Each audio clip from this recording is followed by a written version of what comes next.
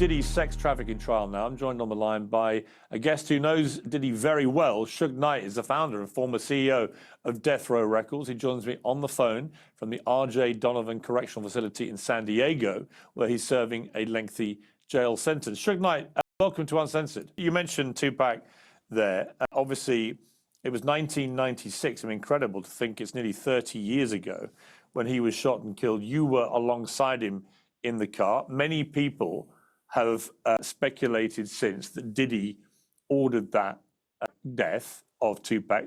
Is that your belief? Well, first of all, I got a bullet still today, a 45 bullet an inch to my skull. You can look at my medical records and see the x-rays and see it's in my skull. They didn't remove it because they said if it would have went another inch, either I'd have been investable or dead. Now, as far as what they say Puffy did and didn't do, this is the fact. The facts of the matter is this.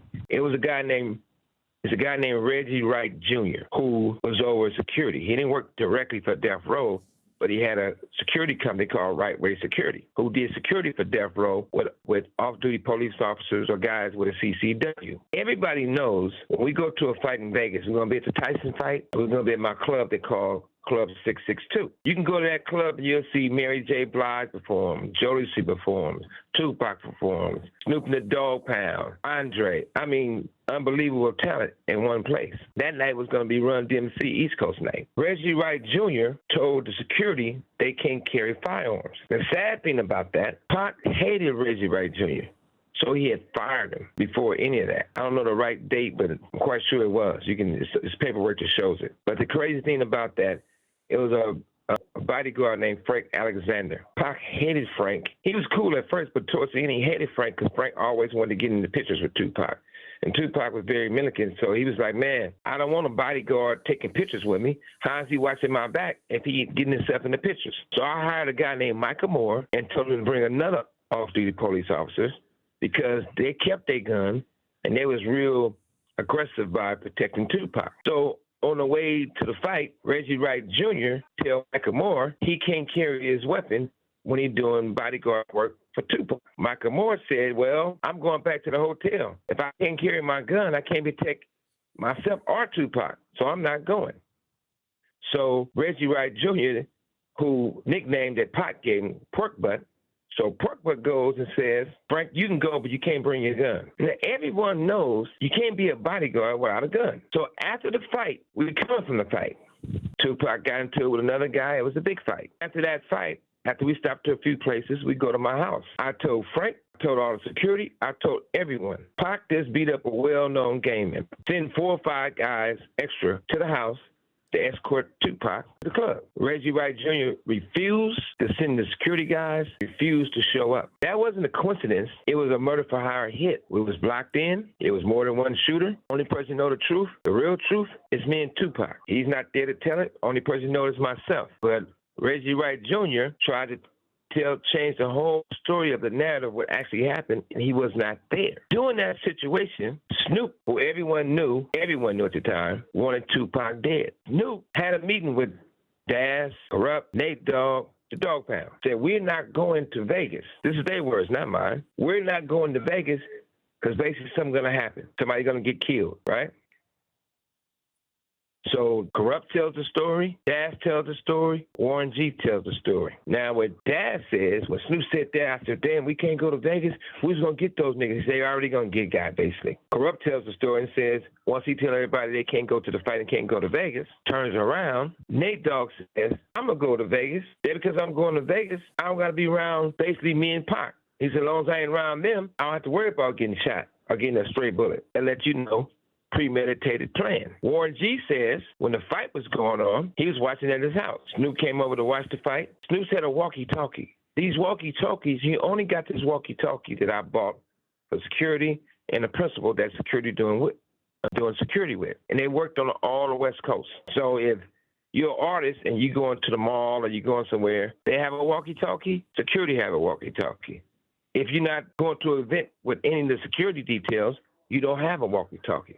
Because I didn't buy that many because I wanted to be exclusive. They hand them out who was needed. Are you there? Yes, I'm here. Yeah, so Snoop comes in, according to Warren G, and he got this big walkie-talkie. They start hearing the gunshots When we getting shot, Snoop listening to it in real time. Pow, pow, pow, all over the radio. That's when he tell him, hey, I got to go. They just killed Tupac and shot Suge. How would you know? Nobody said that on the radio. You just heard the shot. Now, Reggie Wright Jr. and Michael Moore in the car. They get on the radio, and they say, hey, got him. Another guy is on the radio. They say they think he's a white guy or a lawyer. And they said, hey, don't talk on the walkie-talkies on the radio. Don't talk on the air, right? So to move things forward, maybe, I don't know if it was 6 months or longer, however it was, since I've been in this prison right here. Somebody played that for me with Michael Moore said. So when I know that attorney David Kenner always says, you can be on your cell phone and people be talking, be like, hey, don't talk on your cell phone. Somebody listening. They recorded and you can't do that. They're listening to you. So I know that's the saying. So jokingly, I told David, I said, hey, was that you on the walkie-talkie? Because that's your line. Don't talk on the phone. Now you one saying don't talk on the walkie-talkie. So that being said, David Kenner goes and says, sure, I never had a walkie-talkie. I would never have a walkie-talkie. Would I need one for it? Never. So I'm saying, wow, he's so bent out of shape, but I was joking about it, right? I said, you never had a walkie-talkie? He said, that's not me talking on the walkie-talkie. I never said he was talking on the walkie-talkie.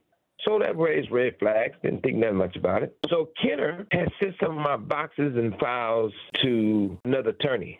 And another attorney got them, right? At the time, he wanted the boxes back. That didn't make sense. So when we discovered a walkie-talkie in the boxes, you know, nobody puts something in the box that they're going through the exact same way. So the walkie-talkie, my guess, probably was in one box. And when they looked at everything and reading through everything, and they was asking me about this walkie-talkie, they had put it in another box. Kenner, a guy named Steve that works for Kenner, went and grabbed the boxes from another lawyer that has it. Went and stole the wrong boxes that the walkie-talkie was in, but we still got the walkie-talkie. I said, send me a picture of it. So on my tablet, they can send photos, so they sent me a photo of the walkie-talkie. It blew me away. One part of me, it made my blood boil. Another part of me, I just seen Tupac's face flash all in my mind. I said, these motherfuckers is involved with assassination. So I tell Kenner about it. I said, David Kenner, you said you didn't have a walkie-talkie. Now you had one. So after that, our relationship after 30-some years went cold. He went and told the judges. He started trying to pull off my case. He tried to sabotage my case. He did, and everything I'm telling you about is the proof. So ultimately, Suge, look, it's fascinating stuff because I remember this all happening in real time. So it's fascinating just to hear you talk it all through in this way. It's like a sort of murder mystery episode. But ultimately, I've got two questions. Do you believe Diddy had anything to do with it? Because it sounds to me like you're more convinced that Snoop Dogg had more to do with it. Was Diddy involved at all, do you think? And if it wasn't him, then who do you think ultimately ordered that hit? Well, this is the thing. This is what I do know. I know Keefe D, who I've been knowing since little Pop Warner football. Keefe D says that Puffy and them approached him and gave them money. Keefe D says if he go to prison for, this is his words, Keefe D said if he go to prison for the Tupac murder, Reggie Wright Jr. gonna go to prison for Biggie's murder. So all these things going back and forth. You know, who knows what? Absolutely what? What we do know, money was paid out. What we do know, according to these guys, to the police, not the police are actually doing the investigation, the cricket cops. You got to remember. Did you ever ask Diddy directly if he'd been involved? Well, that question would be no. Since all this happened, I never had a situation to have a conversation with Puffy. Majority of the time, Puffy see me, he going out the back door or going down the street somewhere.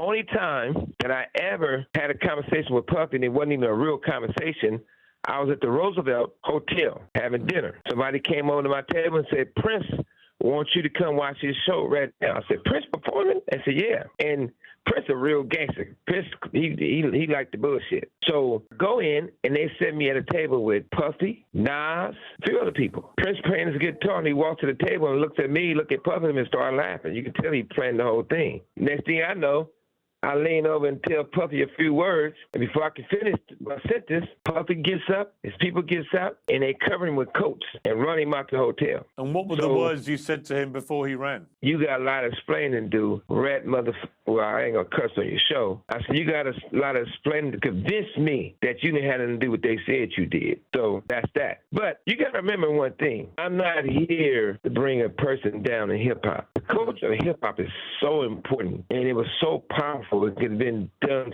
so great, but I still stand behind what I stand behind. I mean, these. No, but look, I'm going to come to Diddy's case, which I know you have a view about, where you think he should walk, and many people I interviewed Ray J who said the same thing.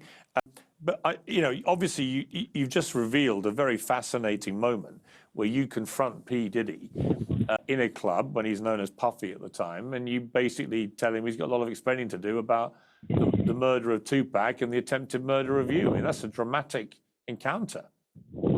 Yeah, and it's a big world, but it's a small circle. Ray J and Puffy was closer and closer. And Ray J tells a lot of stuff, and it's not up to me to tell the story because that's Ray J's story. But Ray J and Puffy definitely were lovers. Puffy allegedly gave him $10 million to an album. They never put one song of two brothers loving each other, whatever it's supposed to be. It's just, to me, we have so much. If you look at all the bad things in hip hop, when it's all said and done, just to be clear, what I think you just said, Suge, you just said that Diddy and Reggie were lovers. Is that what you said? Ray J? I said Ray J and Puffy was lovers. Really? Yeah. Was that well known? Of course. But ultimately, Suge, do you believe that Diddy and/or Snoop Dogg were directly involved in that shooting? Believe that, I'm putting it to you like this. When you take Death Row, you take Bad Boy. Puffy and I was friends. When Puffy would come to L.A., I could pick him up from the airport a lot of times. We'd hang out. If I do an event in New York, Puffy then came to my event and DJed the whole night for free. So you can't say we wasn't friends. But later on, right, people from Death Row and people from Bad Boy, regardless if they securities or not, they remain friends. And I didn't tell my people, you shouldn't. I'm quite sure Puffy didn't tell his people they shouldn't. I don't think. I'm not in his head. But I do know this. We was going to an event, the Soul Train Awards. When we was going to the Soul Train Awards, me and Pac was in one car. We had a bus and a whole bunch of more cars. It probably was 100 deep. But everybody had tickets. Reggie Wright Jr., who's head of security for us, called Bad Boy people and the police, who's doing security for the Soul Train Awards, and said, hey, only let Suge Knight and Tupac in because they got almost 100 guys with them. You don't want no problem. So eventually, our guys had to bust past the police. He wanted me and Tupac to go in there and fight all those guys by ourselves. They even pulled guns, right? But our guys came in, and that's what happened. Right? When you look at that situation and you look at it's a guy named Gene who does security for Puffy. I know what the recordings say, what people say, and what the proof is. What Reggie Wright Jr. says. By the way, I always say this because he liked me to call him Pork Butt because he happy about that because that's the name Pac gave him. What Pork Butt says is that Bad Boy guys called Reggie Wright Jr. to hire him to do security for Biggie and Puffy and them. I don't know what time it was. I was in county jail that Biggie got shot and later died. And I was trying to figure out why would they call Reggie Wright Jr. when he worked for us? And more importantly, why is Gene and Reggie Wright Jr., according to Reggie Wright Jr. own words, that they still friends? I know that Reggie Wright Sr. is higher up in the sheriff. I mean, he might have been a lieutenant. Has anybody told you that Diddy was involved? I'm not even throwing nobody in the bus, but I'm not asking you to name them. I'm not asking you. I'm not asking you. I'm not saying. I'm not asking you for a name. This is the thing. They said that. Keefe D said that. It's a check says that. But at the same time, like I said before, this is what you got to really understand. They took Reggie Wright Sr., who's over the gang, Compton better than anyone, off the case basically, because they said his son was involved in assassination of Tupac and me and get shot. And Frank Alexander, in tears, told me that these people was all involved. And that's why he did not perform the way he wanted supposed to perform. And if you really look at the other situation, he got interviewed by the grand jury, Frank Alexander, and he lied to him at first. He said everything started over a chain, which is a lie. He says when we walk into the MGM, Orlando Anderson tried to snatch Tupac chain. So the second day he go to get interviewed, he said, I got to clear up something I lied the other day. He said, why'd you lie? He said, Reggie Wright Jr. told me to say that they tried to snatch Tupac's chain, which was a lie. My thing is, do you think you can tell that these police The messed up area investigation there is to mess up purposely. No, I hear you. I mean, do you think we're ever going to know for sure who was behind that assassination of Tupac and attempted assassination of you? I'm quite sure we will find out, because this is a few people who finally trying to get it right and tell that real story. And they've been going through a lot of times with that story, because you had guys like Snoop and Reggie Wright Jr. and all these people calling these people, trying to basically threaten them. It's an audio of Snoop Dogg basically admitting why Tupac's dead. He's admitting why he died. And my thing was, how would you know all this if you wasn't involved? And I could have been the and released that audio. Releasing that audio would have put Snoop in prison for the rest of his life. That's how powerful it is. What's happened to that audio? So, what'd you say? What has happened to that audio? Oh, it's still there, but he's admitting the truth. And it's real sad, the fact that even though Snoop didn't buy Death Row, he never purchased Death Row, he just registered the name to try to use the name of Death Row, and he can't show you paperwork, he can't show you the proof. But what he could show you the proof of, it's crazy about him, because one day he's talking about doing a gospel album and praise the Lord with a robe. The next day, he's trying to do songs regardless if he's talking about me and other people. I don't know which one you're ever going to get. It's two sides to the devil. One day he wearing fingernail polish on his hands and switching.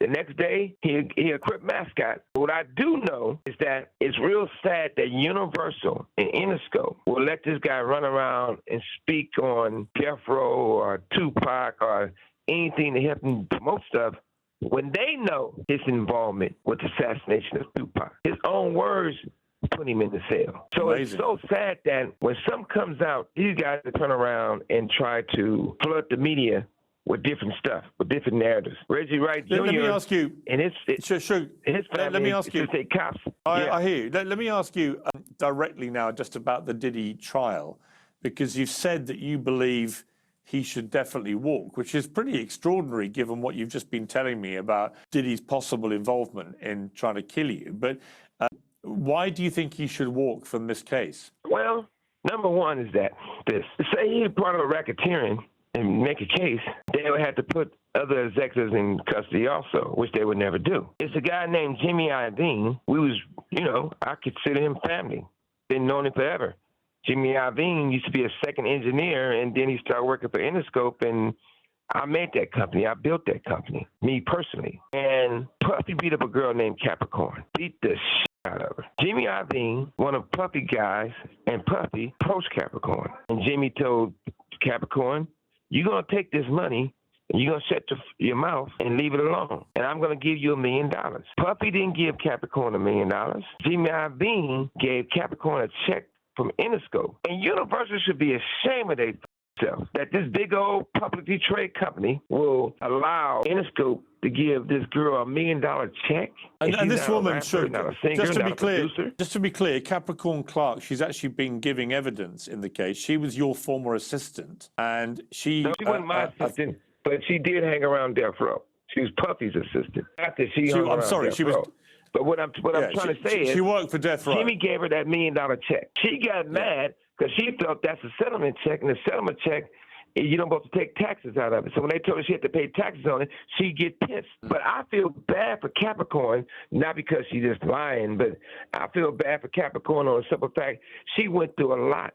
But the other part about all this, if you're not going to say nothing to Jimmy and Interscope for doing something illegal, why would you just put Puffy in prison? The other thing is that, do Puffy do weird stuff? If Puffy got on the stand and told the truth, I know he'll walk. If he got on the stand and say, look, I'm gay and straight. I mess with guys. I mess with women. I do it all. Puffy not guilty for the things he did to these people. He's guilty for being a cold, freaky man that want freaky things done to him. But in the Cassie situation, they could not say he was having sex with the man also, because that'll make him like it's an orgy. It won't be like sex trafficking. It won't be like forcing stuff to do. But at the end of the day, there's no way Puffy should go to prison for the rest of his life. He should have. Go ahead. I was going to say, Suge, you talked about Capricorn Clark, that he beat her very badly. He beat Cassie Ventura very badly. He was clearly very violent towards women. That's not a nice man, somebody who does that, clearly. But what you're saying is you don't. My point is this. I didn't mean to cut you off, but it's like this. I'm not saying Puffy not guilty on majority stuff. He should go to prison. He's done, right? Because even if he went to prison, it'd probably be a better thing. He'd probably be more happy in prison than in the streets. Because at least in prison, he can get all the baby oil he wants. He can have all the men he wants, anyway, anyhow, and all day and all night. But what I'm trying to say is that some of the things, the charges is not true. But I know they're not going to let Puffy go to prison. You know Puffy not going to go to prison. They been knew that Puffy was beating these women. They been knew what Puffy was doing with these men. They been knew. I told people before that in Hollywood, and by the way, they never tried it with me. In Hollywood, we go out there with Andre Young, we go out there with Puffy, we go out with any of these people that used to be in that building. They go talk to Jimmy and all these other guys. Russell Simmons, Andre Arell, they had the thing where they take a hard-boiled egg, and it sounds nasty, but if the egg can go in these guys' rectum and it don't bust, they think they're doing a great job. And if you look at the pictures, you'll see Puffy and another actor. The guy was married to Katy Perry. After I said this, people start finding pictures of these guys holding up the hard-boiled egg. Only thing I'm saying is, the bottom line is this. That because Suge Knight don't wear a shiny suit and dance in the videos, I'm in prison illegally. I'm kidnapped. If it was anyone else, they'll give me a warrant and I'll be free. But since that is the other way around, they can get Puffy telling people they want to kill me. They can say they come in with guns to kill me. They can say they come in to do this. They can have people who shot me in One Oak do songs about shooting me. If you look at those people, who is those people in bed with? That's the question. It comes back to Puffy. If the FBI can tell me that they're trying to kill me, if authorities can say they're trying to kill me, and I've been shot different occasions, and the very first time that they try to kill me, and I get away and somebody happens to die and I get to go to prison? When you really look at it, Puffy had sex with too many higher-up people in the industry. Now, I'm not talking about women that get convicted. That's what I believe. You're talking about senior male record company executives. Exactly. Extraordinary. Let me just finish, Suge, by asking you this. You were there when one of the all-time most famous music icons was killed. You were sitting next to him. What was the last thing that Tupac said to you? Well, the crazy thing about it, nobody followed us, nobody came, nobody come to help. And as we sitting there, I looking at him, he looking at me. I said, man, look, we ain't gonna go straight ahead this way to the hospital. I'm gonna do a U-turn, and we gonna go to the hospital off of Las Vegas Boulevard. He said, why? I said, because it's more lights, there's more people. And he said, well, let me drive. I said, I'm driving. He said, man, you bleeding all through your head. You can't see. I can see. And we was listening to oldies at first, but on the way towards the strip, he put in a song that says he did it about me. And I said, I did. You know, that's me talking about you. The song was You Ain't Never Had a Friend Like Me. I take your collect calls. You get shot at the last Hennessy. And as we riding down Las Vegas Boulevard, the police ran us off the divider and fucked the tires up and pulled guns on us. It was talking about killing us. So I always think about that. For a long time, I wasn't able to listen to Tupac's music because it put me in a place of anger, rage. And my mother, who passed away when I was in county jail, always told me God loves me. And I know I'm not perfect. And I take accountability of everything I do. And I listen to my mother to try to make myself better, to improve myself. And I'm going to say this, and it's very important I say this because it's true. Some people can't be helped. There's a guy named Reggie Wright Jr., and I say this guy's name a lot because he keeps lying all over the internet about Tupac. And he know what he did. So when I knew that he was trying to kill himself because he can't walk and he got to wear steamy shoes to make himself better, he got a great mother. I even know his father. So when everybody was laughing and said he want to commit suicide, I called him to give me some encouragement. He goes and take that to be negative and try to bring down everyone, mainly because he hate Tupac. If anybody had a lot of involvement of the Tupac situation, I know Pork Butt had his hands in it. I know the fact that people can get a show and call it Bomb First behind Tupac's fame in his songs. And every person they bring on that show talks bad about Tupac. Talking about he was raped, he was a punk, he was scary, he was stupid. All these things are definitely not true. This is a person involvement of the assassination of Tupac Shakur. I do know one thing. We're crooked cops destroyed hip-hop. When I talked to Tupac and I said, look, man, you and Biggie need to do an album together. On Death Row, of course. We can make it 4 CDs in one package. Reason why I said that, I was in the hotel room, me and Tupac. All the bitches was, in the bedroom, in the living room, the penthouse talking, and he was on the phone with Biggie. When they having their conversation, I didn't see enemies. I seen that Tupac was hurt because he loved Biggie. And I knew Biggie loved Tupac. The reason we bothered Tupac so much about Biggie because he felt Biggie set him up when he got shot in the studio in New York. And that's all he wanted to say. But Biggie, I used to beg a bitch to let you sleep on the couch. Biggie, I always held you down. You my brother. At least you was my brother. And then now he put the Biggie on speaker. And you can see Biggie telling Pac, but it never set you up and, get shot. That wasn't me. And then to the point where, to one point, he sort of threw Puffy in the bus. And the reason why I say sort of, because he said, Pac, you my man. He said, that's more like Pup. Well, he said, I ain't going to say all that. Basically, I wouldn't have did that to you. And I could see Pac was relieved, but he was still angry at the fact he felt that Biggie didn't do nothing to stop it. So me being a businessman, me being an older brother to Tupac, I said, man, seeing you got your answers. So I could tell you down about the situation. He said, man, you know what? He said, Biggie's my brother, man, but I hate the motherfucker, but sometimes I love the motherfucker. And he had that old Tupac laugh and do a grin about it, had a big grin. But I'm going to say this before I go. Dick Carter was a friend of mine who happened to pass away by accident that I'm in it for. And to the point where his family was suing me. I told David Kenner, he related to the lawyer that represented him named Lance, that I would give the Carters, the wife and the 2 daughters, $2 million apiece. I was prepared to get them $6 million. They was going back and forth to get it done. Attorney Jasmine Mine got involved, and then they helped get the situation for Kenner. But I felt bad because they said, we don't got to give them that. They dumb. We're going to give them less than that because they dumb. Lance made me angry because he told Kenner and them that Lydia Carter is a drunk, but who wouldn't be a drunk? You lose your husband. He said she's a drunk alcoholic, and her breath smell like shit. Her breath always stinks. That pissed me off. But more importantly, Lance sold the Carters out. I knew one thing. Once Attorney Jasmine Mines got involved, and she being a woman, I knew that was going to change the whole, not that she's not smart, but it was going to change the whole look of the case. And then when you look at the thing in court, in the settlement, the last day in court, you got Lydia Carter and the 2 daughters sitting on one side. You got David Kenner, Attorney Jasmine Mines, and you got Lance sitting next to Jasmine on my side.